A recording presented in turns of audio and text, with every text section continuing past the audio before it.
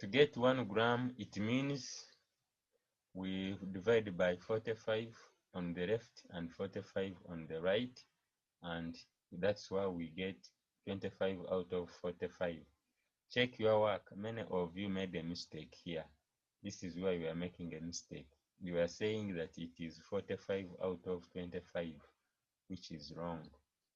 We start with the solvent, which is 45 grams of water, dissolve 25 grams of potassium chlorate. So to get 1 gram, divide by 45 on either side. So 1 gram, it dissolves 25 out of 45, and this is the answer. Now, to get 100 grams now, we should multiply by 100 on both sides. Multiply by 100 here and multiply by 100 here. That's how you get 100 grams. And you have 25 out of 45, which is this times 100. So 100 grams of water will dissolve this mass, which is 55.6. Actually, the answer was 55.55. Some of you wrote 55.5. You did not round off. Please round off your answer, and it gives you 55.6 grams of potassium chlorate. Now, there is a question that was asking for the mass of solute deposited. Remember the formula we looked at. Mass of crystals deposited when a saturated solution is cooled. We said it is mass of the solute, no, solubility of the solute at a higher temperature. In this case, the higher temperature was 90 and the lower temperature was 60. So they are telling you that the solubility is 75 at 90, but you have already obtained the solubility at 60, which is 55.6. So mass of the crystals deposited, it will be 75, which is the solubility of the solute at higher temperature, minus 55.6, which is the solubility of the solute at a lower temperature, in which case the lower temperature is 60. Let us go to part D. It is actually where I was interested in the most. Part D, the question was asking you to give a method that is used to prepare soluble salts. Soluble salts can be prepared by crystallization. And I want to say, this crystallization is not fractional crystallization like many of you are claiming. Fractional crystallization, let's use it only when we are separating mixtures. Here we are preparing the salt. I don't think you remember me talking about fractional crystallization here. I talked about crystallization. Crystallization as a method of preparing salts. Crystallization or neutralization. Insoluble salts, they are prepared by double decomposition or precipitation. Another name for double decomposition is called precipitation. Allow me to take you through the question I had asked. And remember, the question was saying, explain how crystals of zinc nitrate can be prepared from zinc oxide. The first question you ask yourself, is zinc nitrate soluble or insoluble? The answer is zinc nitrate is soluble in water. So how are you going to prepare it? We are going to use crystallization method. Crystallization method is where you form crystals from a saturated solution. Now, here they have closed the question. They are telling you to use zinc oxide. Remember, we saw two ways. When you are preparing such a salt, you can use action of acid on metal, or you can use acid on metal oxide. So this time, they want you to use metal oxide. But how did some of you surprise me? Some of you surprised me. I think you just went to the book and got something and just pasted. why did you have to use zinc here? The question has been clear from zinc oxide. What was the reason for you using zinc here? So use what you have been given in the question. So on that note, whoever attempted to use zinc, I gave you 0. You get 0. The question has said use zinc oxide. Next time the question will say use zinc carbonate. So use what you have been told to use. And in the method of crystallization, for all soluble salts when they are being prepared, trust me, you have to use an acid. But the acid you choose also matters. If you are preparing zinc nitrate, you should use nitric acid. If you are preparing zinc sulfate, you should use sulfuric acid. If you are preparing zinc chloride, you should use hydrochloric acid. We talked about that one, so I will not take a lot of time. I just want to tell you the substances that you are supposed to use. So since they have already told you to use zinc oxide, it was it was supposed to be used alongside nitric acid, dilute nitric acid. So the procedure does not change. Even if they had told you to use zinc oxide, zinc carbonate, the procedure would not have changed. You should have just put here zinc carbonate. If they had told you to use zinc, nothing would have changed. You would have just put zinc wherever there is zinc oxide. So zinc oxide is added little at a time. Mark the words that I have underlined, a little at a time. While stirring, this should be underlined also, it is important. So zinc oxide is added to warm dilute nitric acid. Or you say to dilute nitric acid and you heat gently. And you heat gently. So more zinc oxide is added until it is in excess. Until it is in excess, we mean until that time when it does not dissolve anymore. And what happens if it does not dissolve anymore? You filter off the excess zinc oxide which has not dissolved. So filter off excess zinc oxide, and then filtering means you are going to get a filtrate and a residue. A filtrate is what goes through the filter paper. Yes. And the filtrate is saturated. Saturated. We remove water from the filtrate by heating it in an evaporating dish. Then the saturated solution is cooled for crystals to form. When you cool that saturated solution, crystals form.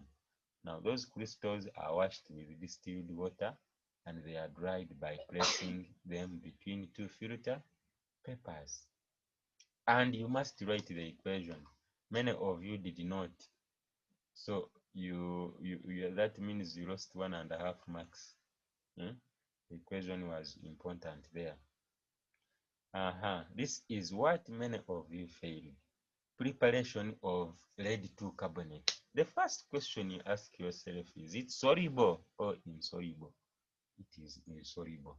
So you need to get two substances which are all soluble, then you react them together. Let me tell you this. Whenever you are preparing an insoluble salt, use a nitrate. Save your time. If you are preparing barium sulfate, then react barium nitrate. Then you know all sodium salts are soluble. React barium nitrate and sodium sulfate. That means you are looking for barium sulfate. So use a nitrate because all nitrates are soluble, and use sodium the other way because all sodium salts are soluble. So when you are preparing insoluble salts by double decomposition, you use two salts which are soluble and you get one that is insoluble. Now here, if I want lead 2 carbonate, the easiest way is to react sodium carbonate. I want lead 2 carbonate, so sodium carbonate and lead 2 nitrate, because all nitrates are soluble and all sodium is soluble. So I need a carbonate, so I use sodium carbonate. Then I need lead, I use lead to nitrate. I think you should be getting that point. So when you get the substances, they are added together because they are all soluble. Sodium carbonate and lead to carbonate and lead to nitrate. Now when you add them together, like the equation is suggesting to us, lead will look for carbonate from sodium. They exchange the radicals and you get lead to carbonate, which is insoluble, and sodium nitrate, which is soluble. Therefore, you'll get a white precipitate. A white precipitate is due to formation of lead to carbonate, which is insoluble. Then what do? You filter the white precipitate.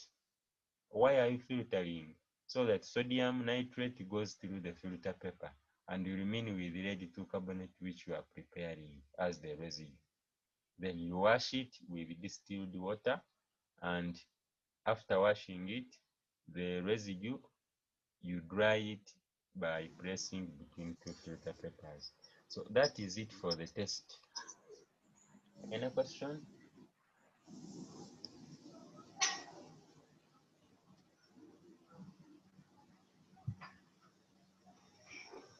Any question? I suggest you will send me the question inbox. That means, should you be preparing copper 2 carbonate, then you can also use sodium carbonate and copper 2 nitrate. So don't miss the point there. Now,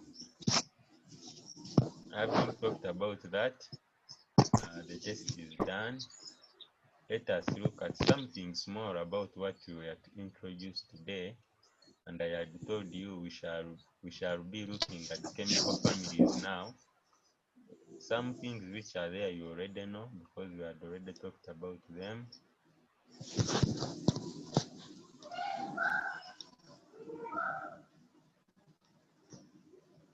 Said page 82. Page 82, and here we are.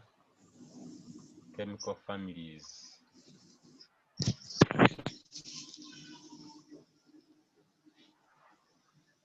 So this is what we have studied, and many of you are asking if you can write the notes. You have the notes, take time and write them in your free time. So chemical families, which are a family. If for example, if you have a sister, you belong to one family. If you have a brother, then you and your brother, you are a family. Because why are you a family? Because you have the same dad and probably the same mom. So chemical families, we shall be looking at properties of elements that are in the same group, that share a similar group. So we are saying elements in the same group are referred to as chemical families. So if elements are in the same group, they are a chemical family.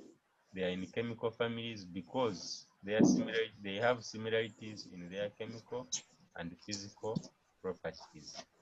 So that's why we have been saying in our reactions that what sodium can do, even potassium can do, because they are in the same chemical family.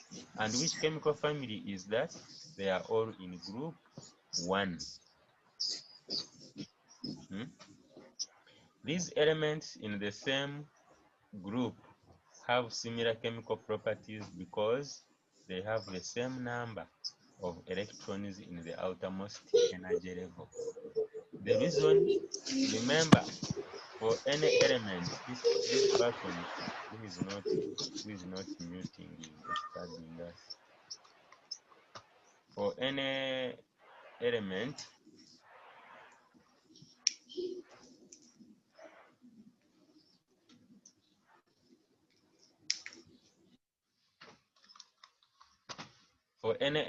what reacts are the electrons, and the electrons are in the outermost energy level.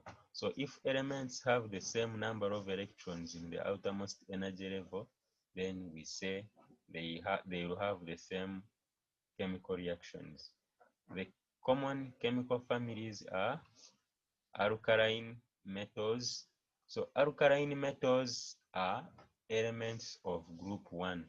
Note that in your book that you have there, or your summary book.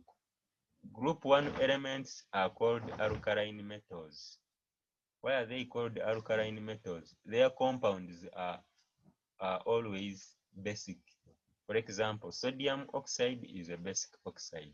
Sodium hydroxide is basic. Get that, yeah? So group 1 elements, they are called alkaline metals. Group 1 elements are called alkaline metals, e.g. sodium, potassium. Group 2 elements, they are called alkaline earth metals. Now, halogens, these are group 7 elements. I hope you are noting. Alkaline earth metals, we said these are group 2 elements. Halogens, these are group 7 elements. And noble gases. Who can tell us the group where noble gases are? Or inert gases? Elements which do not react. In which group do we find them? Group 8. Very good. We find them in group 8. Thank you. So these are the common chemical families. Alkaline metals, group 1. Alkaline earth metals, group 2 elements. Halogens, group 7.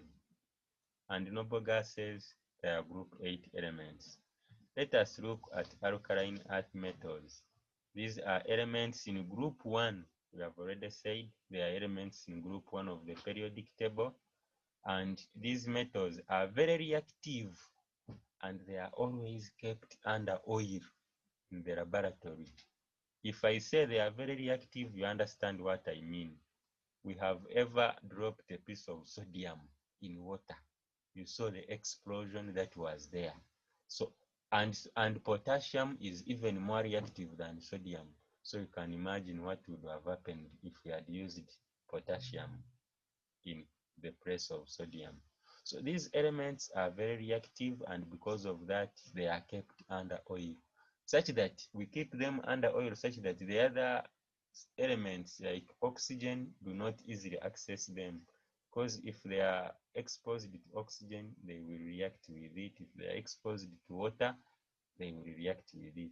So we cover them with a layer of oil. They are kept under oil in the laboratory, where they have no contact with water and air.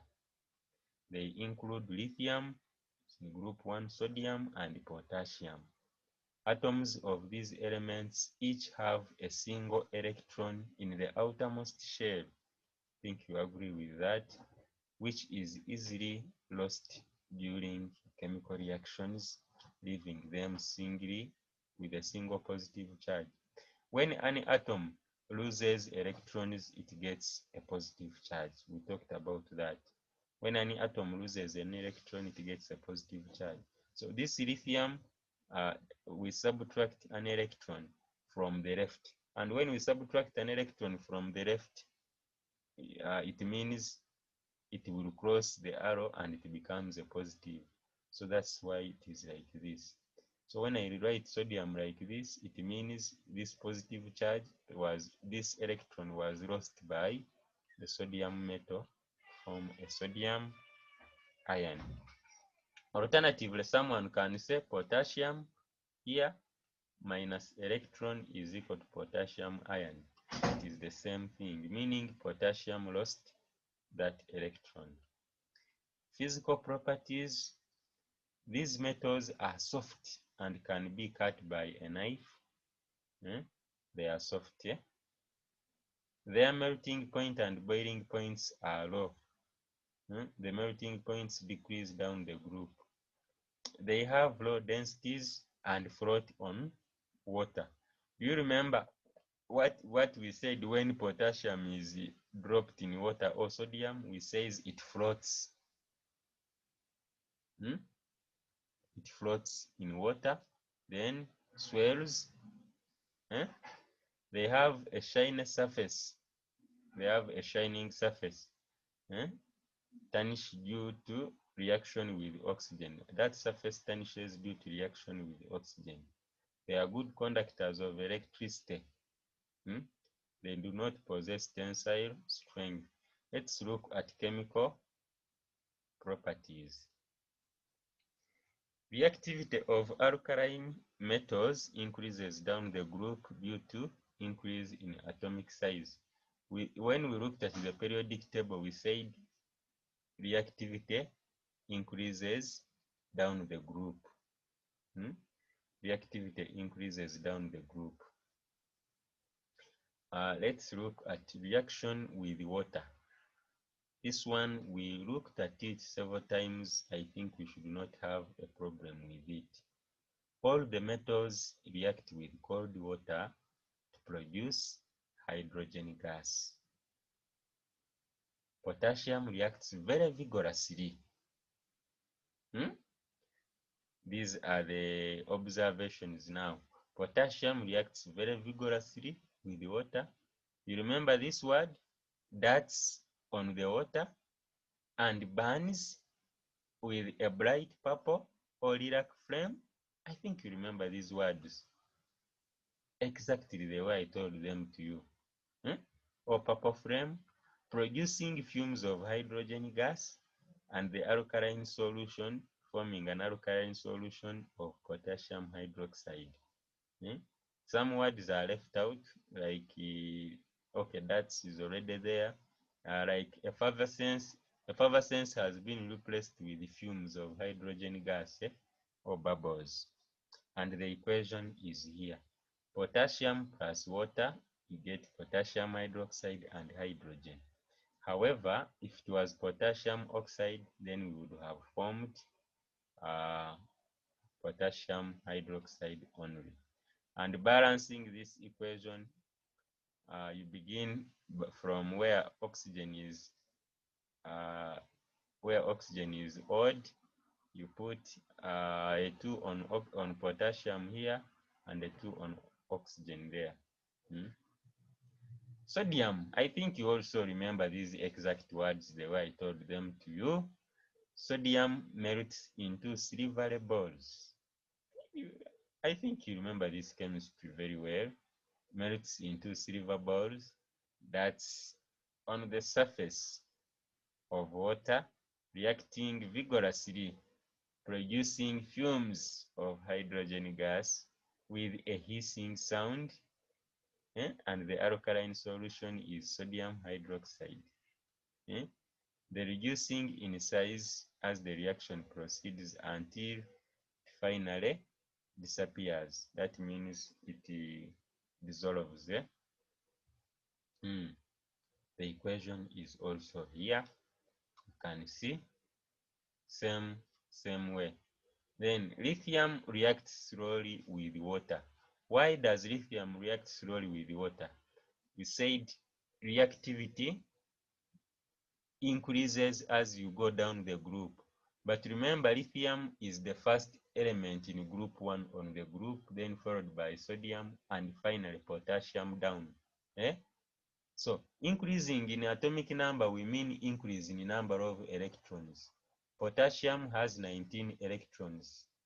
Its atomic number is 19. Sodium, its atomic number is 11. Like that. Then reaction with air we mean oxygen. When metals are heated in oxygen, they burn readily forming oxides. Potassium burns in oxygen with a purple flame, producing white solid of potassium oxide. This is also important. Sodium burns in air. You remember sodium burns under 2 situations: when oxygen is limited and when oxygen is in excess. Remember, we talked about this in senior 1. In excess oxygen, sodium forms sodium peroxide, and sodium peroxide is a yellow solid. Yellow solid. And in limited oxygen, instead it forms sodium oxide, and sodium oxide is a white solid. So sodium oxide is formed in limited oxygen. And finally, lithium burns with a red flame, forming a white solid of lithium oxide. So we shall stop here for today. I'm going to give you work. The work I'm going to give you, I will give you 2 questions of preparation of sorts, and then I'm going to give you reaction of these group 1 elements, which you had already seen. I wish you a good day. God bless you. Assignment next on Google Classroom. Bye-bye.